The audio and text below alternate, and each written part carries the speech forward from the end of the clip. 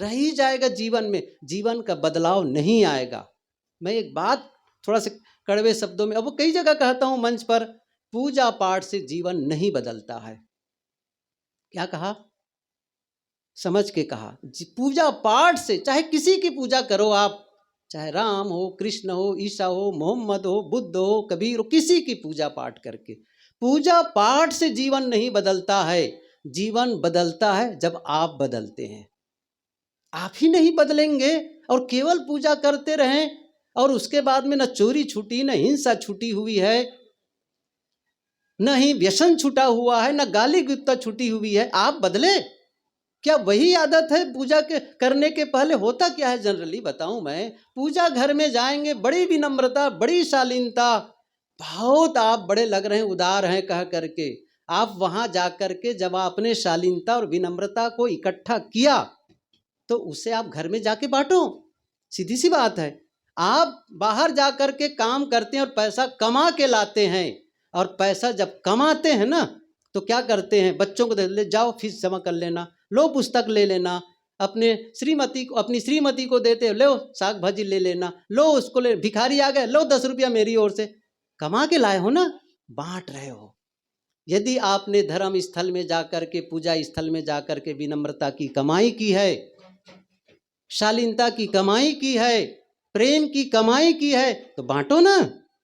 इसका मतलब है आप कमाई नहीं किए थे, पूजा करके उठेंगे, घर वालों से लड़ाई झगड़ा करेंगे।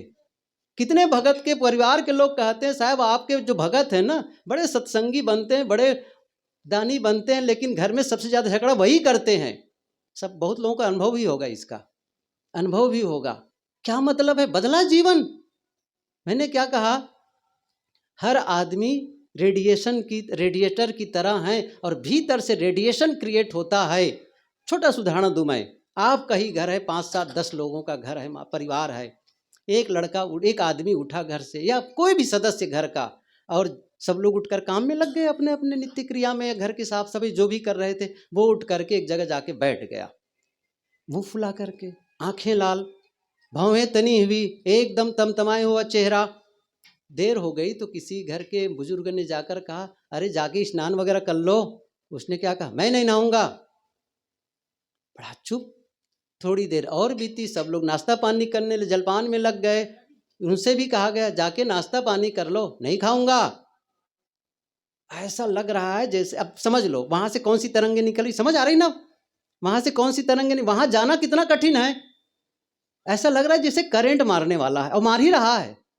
लेकिन एक दूसरा उठा, मुस्कुराता है, हंसता है, जो काम बताओ फटाफट, सबको हंस खुश रखा हुआ है। बताओ, एक मुस्कुराते हुए इंसान के पास जाना अच्छा लगेगा कि एक क्रोधी इंसान के पास में? दोनों से तरंगे निकल रही हैं, दोनों से, और हम महसूस भी करते हैं। आपका श्रीमान जब बहुत नाराज होता है, आंख देख के पता चलता है ना, पता चल जाता है, अरे उनकी आंखें लाल हैं, कुछ तो बात है। और मैंने ये भी पढ़ा है, ये जब माताएं मौन होती हैं, जिस दिन घर में नहीं बोलती हैं, क्या होता है पता है? क्या कहते हैं? जिस दिन घर की माताएं नहीं बोलती, उस दिन घर की आवाज़ 7 गुना ज़्यादा होती है। 7 गुना। कितना?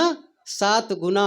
फाटक की आवाज़ बढ़ जाएगी, बर्तन की आवाज़ बढ़ जाएगी, और बच्चों को चाटा ज़्यादा लगने लग जाएगा। सच है।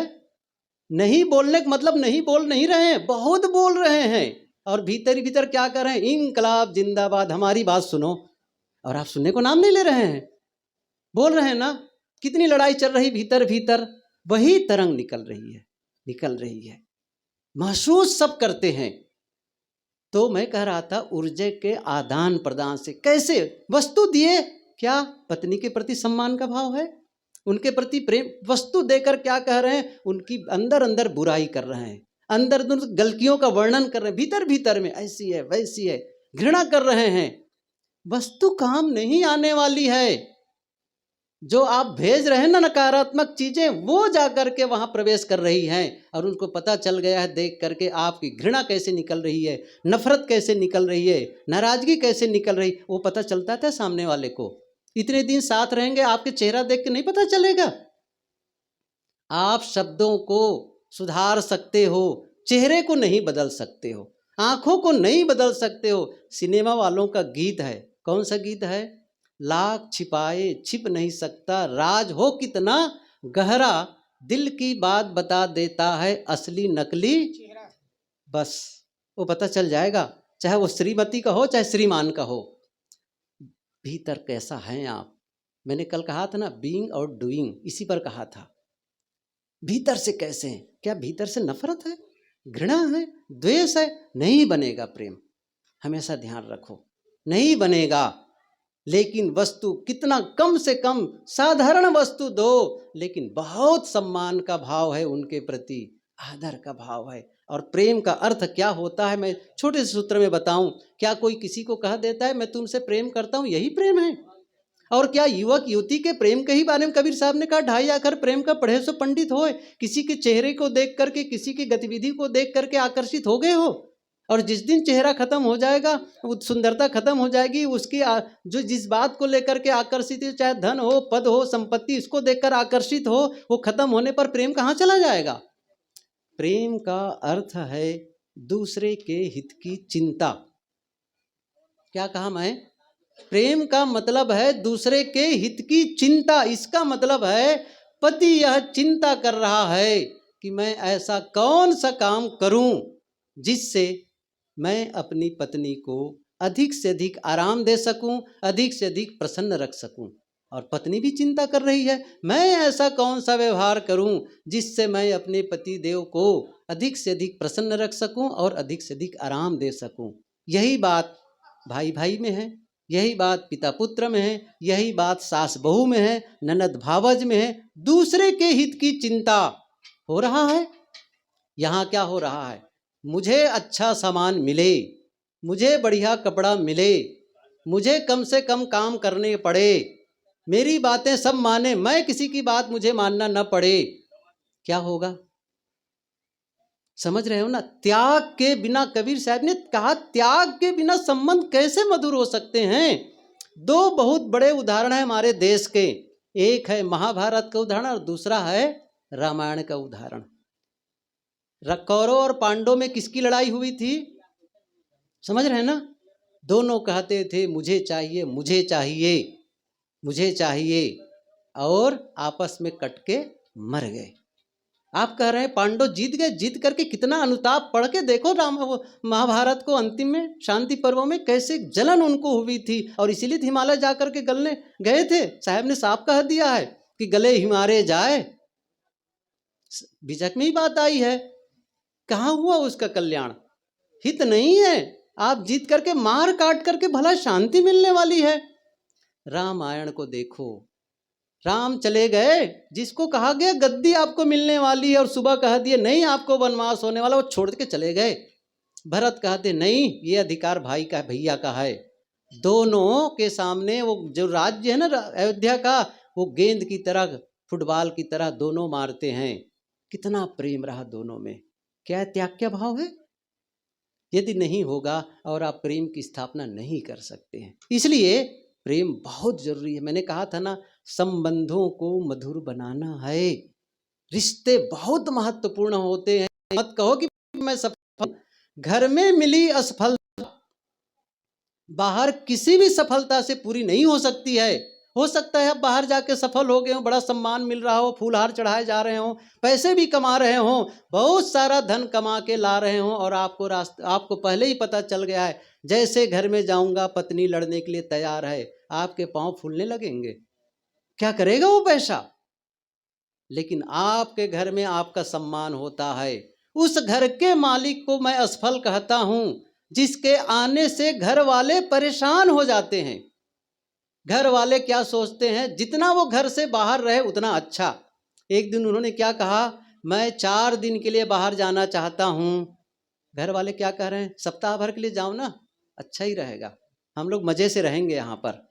लेकिन जिसके आने से घर के लोग खुश हो जाते हैं, बहुत अच्छा लगने लगता है, घर का मालिक है, बहुत अच्छा, आनंदित हो जाते हैं, वो मालिक सफल है। आपके आने से घर वाले परेशान हो, कैसे सफल हैं आप? इसलिए आपस के रिश्तों को बनाओ। कबीर साहब जी ने यही प्रेम का संदेश दिया है। इस प्रेम को हमें समझना है, समझना है। जो भी हम सभी यदि ध्यान देखो, ध्यान नहीं देते हैं ना, इसीलिए हमारा जीवन, मैंने कहा ना, आप आशीर्वाद के भरोसे मत रहो। देखो मैंने कल कहा था, संत गुरु का आशीर्वाद बिल्कुल भी कम नहीं, हर समय आशीर्वाद दे रहे हैं, जो अच्छे विचार दे करके, अच्छा जीवन जी करके, उपाय बता करके, बस कोई कमी नहीं है।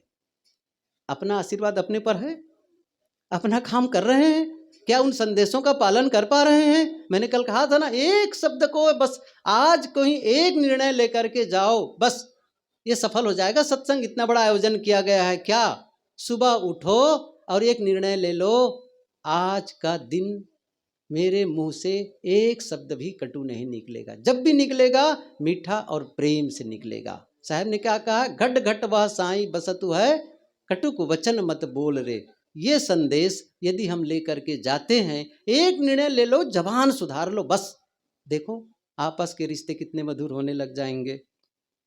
पता है, मैं बंद कर दिया।